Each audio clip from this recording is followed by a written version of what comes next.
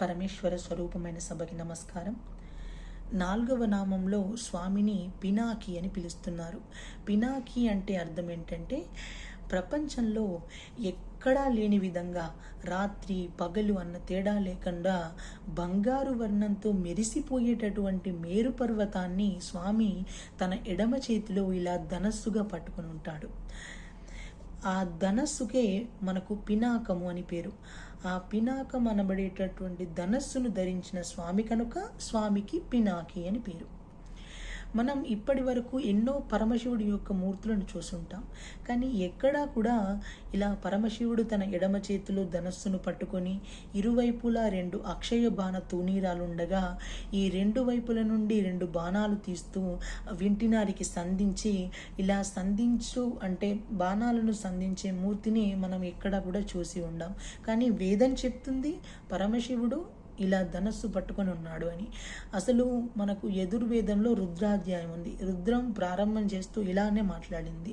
నమస్తే రుద్రమన్యవ ఉతోత ఇషవే నమః, నమస్తే అస్తు ధన్వనే బాహుభ్యాముత తే నమః, యాత ఇషు శివతమా శివం బభూవ తే ధనుః, శివాశరవ్యా యాత వతయానో రుద్రమృడయాః, యాతే రుద్ర శివా తనూర ఘోరా పాపకాశినీ, తయానస్తనువాశంతమ या गिरिशन्ताभिचाकशीः, यामिषुं गिरिशन्तहस्ते बिभर्षस्तवे, शिवां गिरित्रतां कुरु माहिंसी पुरुषं जगत्, शिवेन वचसा त्वा गिरिशाच्चावदामसि, यथा नः सर्वमिज्जगदयक्ष्मकुं सुमना असत्, अद्य वोचदधिवक्ता प्रथमो दैव्योऽभिषक्, अहीगिश्च सर्वाङ्गं भयं सर्वाच्च यातु धान्यः అంటూ ఇలా రుద్రాధ్యాయం సాగుతూ ఉంటుంది. అంటే వేదం మనకు చెప్తుంది పరమశివుడు తన ఎడమ చేతిలో ఇలా మేరు పర్వతమైన ధనస్సును పట్టుకొని ఇరువైపులా 2 అక్షయ బాణ తూనీరాలను కట్టుకొని ఈ వింటి నారింగి బాణాలను సంధించి విడిచిపెడుతూ ఉంటాడు. అలాంటి మూర్తికి నమస్కారం స్వామి, నీ కోపానికి నమస్కారం, నీ చేతిలో ఉన్న ధనస్సుకు నమస్కారం, నువ్వు వదిలే ఈ బాణాలకు నమస్కారం స్వామి, నాపై దయ ఉంచి నీ బిడ్డను కాబట్టి తండ్రి బిడ్డను చూసి ఎలా అయితే కొడతాడో అదేవిధంగా నేను చేసిన పాప పుణ్యాలకు ఫలితాన్ని ఇచ్చేటప్పుడు నన్ను ఒక బిడ్డలా భావించి నన్ను ఒక బిడ్డగా దగ్గరికి తీసుకొని నేను సంతోషించే బాణాలే వేయి స్వామి అని ఇలా స్వామిని మనం ప్రార్థిస్తున్నాం. అయితే మనం ఇందాక చెప్పినట్లు మనం ఎన్నో పరమశివుడి యొక్క మూర్తులను చూసుంటాము ఇప్పటి వరకు, కానీ ఎక్కడా కూడా మనకు ఇలా పరమశివుడు ధనస్సు పట్టుకొని ఇరువైపులా 2 అక్షయ బాణ త్రూనీలాలను పట్టుకొని ఉన్న మనం మూర్తిని మనం ఇంతవరకు చూడలేదు. ఎందుకు చూడలేదు? అందుకు గల ప్రధానమైనటువంటి కారణం ఒకటి, మనం ఈశ్వరుణ్ణి ఉపాసన చేసేటప్పుడు మనకు ఇలా చిరునవ్వుతో ఉన్న మూర్తి ఏదైతే ఉందో కేవలం ఆ మూర్తిని పెట్టుకుని మాత్రమే మనం పూజ చేయాల్సి ఉంటుంది. ఇది ఉపాసనకు తొలిమెట్టు. అంటే భగవంతుణ్ణి ధ్యానిస్తున్నప్పుడు మనకు ఏదైతే ప్రసన్న వదనం అంటే ముఖం ఎప్పుడైతే చిరునవ్వుతో ఉంటుందో అప్పుడే మన కష్టాలను చెప్పుకోవడానికి, దేవుణ్ణి మనం తనివి తీరా ఆస్వాదించడానికి అవకాశం ఏర్పడుతుంది. అంచేత ఇప్పటికీ కూడా పెద్దలైనటువంటి వారు ఒక మాట అంటారు, మనం మన పూజా గృహంలో కొన్ని ఘోరమూర్తులను ఇప్పటికీ కూడా ఉంచుకొని వాటిని పూజ చేయకూడదు. కేవలం వాటిని దేవాలయానికి వెళ్ళి వాటిని అక్కడ సేవించడం తప్ప పూజా గృహాల్లో అలాంటి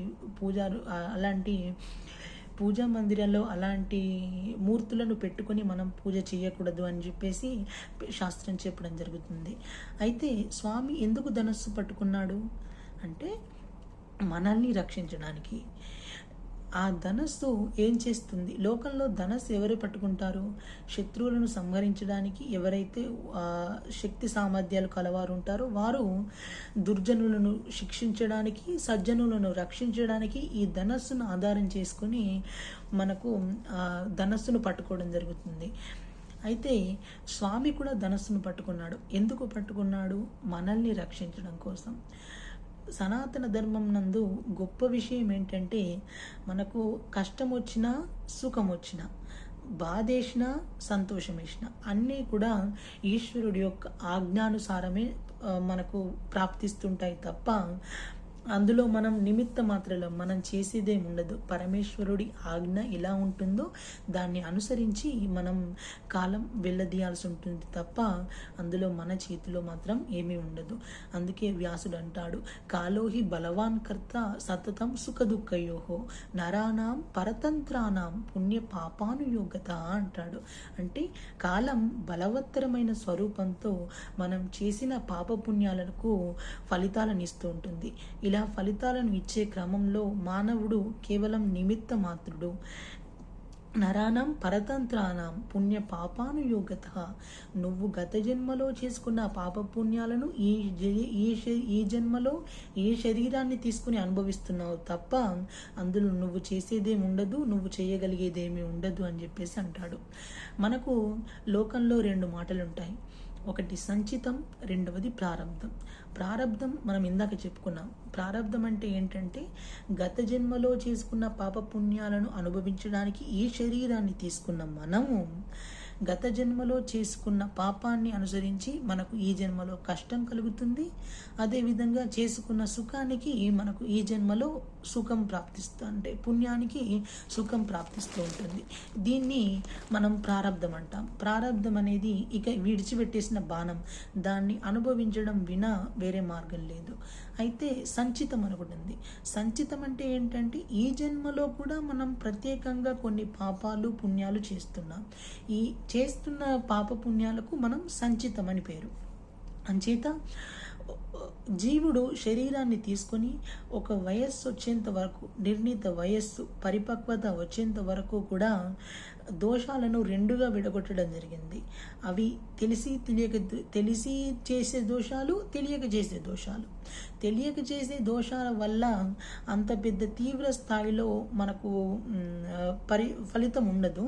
కానీ ఎప్పుడైతే మీరు మనం తెలిసి కావాలని పొరపాటు చేస్తామో వాటికి మాత్రం మనకు ఖచ్చితంగా ఫలితం అనుభవించాల్సి ఉంటుందని మనకు సనాతన ధర్మం తేల్చి చెప్పడం జరిగింది. సనాతన ధర్మంలో ఉన్న గొప్ప విషయం అది. నువ్వు తెలిసి కావాలని తప్పు చేస్తావా, ఆ తప్పుకు తగ్గ ఫలితం ఏదో ఒక రోజు ఖచ్చితంగా అనుభవించాల్సి వస్తుంది. దానికి సిద్ధంగా ఉండు అని చెప్పేసి మనకు సనాతన ధర్మం చెప్తుంది తప్ప నువ్వు ఎన్ని పాపాలు చేసినా సరే నాకు ఒక్కసారి ఇలా నమస్కారం చేసావంటే నువ్వు చేసిన పాపాలన్నింటినీ నేను తొలగదోలుతాను, నీకు మళ్ళీ నువ్వు పునీతుడవయ్యే మార్గం చూపిస్తాను అని ఇలాంటి మాటలు, ఇలాంటి సిద్ధాంతాలు మన సనాతన ధర్మం నందు లేవు. స్వామికి భయనాశన అని పేరు.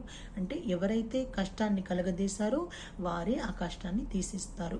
అంచేత మనకు స్వామి ధనస్సు పట్టుకున్నాడు అంటే అర్థం ఏంటంటే నువ్వు తప్పు పనులు చేసావా, ఈ 2 అక్షయబాణ తూనీరాలు ఉన్నవి. ఒక అక్షయబాణ తూనీరాల నుంచి నువ్వు చేసిన మంచికి పుణ్యాన్ని అడ్డుపెట్టి సుఖాన్ని, అదేవిధంగా నువ్వు చేసిన చెడుకు పాపాన్ని అడ్డుపెట్టి దుఃఖాన్ని స్వామి ఇస్తాడు. అంచేత మనం ఆ స్వామిని అఘోర రూపంతో మాత్రమే దర్శించాలి తప్ప ఘోర రూపంతో మనం దర్శనం చేయకూడదు, ఆ పరిస్థితి రాకూడదు అని మనం కోరుకోవాలి. కాబట్టి రుద్రాధ్యాయం స్వామిని అంత కీర్తించింది. అందుకని చెప్పేసి స్వామి ధనుస్సు పట్టుకుంటాడు. అది మనకు అఘోర రూపంతో మనకు సుఖాలు ఇచ్చినా, అదేవిధంగా ఘోర రూపంతో మనకు కష్టాలు ఇచ్చినా ఆ ధనస్సు చేస్తుంది మన రక్షణే. కాబట్టి మనకు స్వామిని పినాకి అని పిలుస్తున్నాం. అంత గొప్ప నామం. అంచేత మనం పరమశివుడి యొక్క మూర్తిని మనం మానసికంగా దర్శనం చేసినప్పుడు నా జీవితంలో తప్పులు జరిగే రోజు రాకుండుగాక, నువ్వు ఎలా చెప్పావో నేను అలా బ్రతికే ప్రయత్నం నేను చేయదును కాక అని మనస్సు సంకల్పం చేసుకున్న నాడు మనం ఎప్పుడు కూడా పరమశివుణ్ణి ఇలా సాకారంగా మాత్రమే, అంటే అఘోరమైన రూపంతో, అంటే అఘోరం వేరు ఘోరం వేరు, ఎప్పుడు కూడా పరమశివుణ్ణి అఘోరమైన రూపంతో మాత్రమే చూడగలిగే స్థితి వస్తుంది తప్ప ఘోరమైన రూపంతో కలిగే స్థితి నాకు రావద్దు, నా బుద్ధిని ప్రచోదనం చేయు స్వామి అని చెప్పేసి మనం వేడుకుంటాం. అందుకని చెప్పేసి అంత గొప్ప ధనస్సు స్వామి తన ఎడమ చేతిలో ధనస్సుగా ధరిస్తాడు. మనం కూడా స్వామిని మనం ఇదే ప్రార్థించాల్సి ఉంటుంది. స్వస్తి. సర్వం శ్రీ ఉమామహేశ్వర పరబ్రహ్మార్పణమస్తు. కృష్ణార్పణం.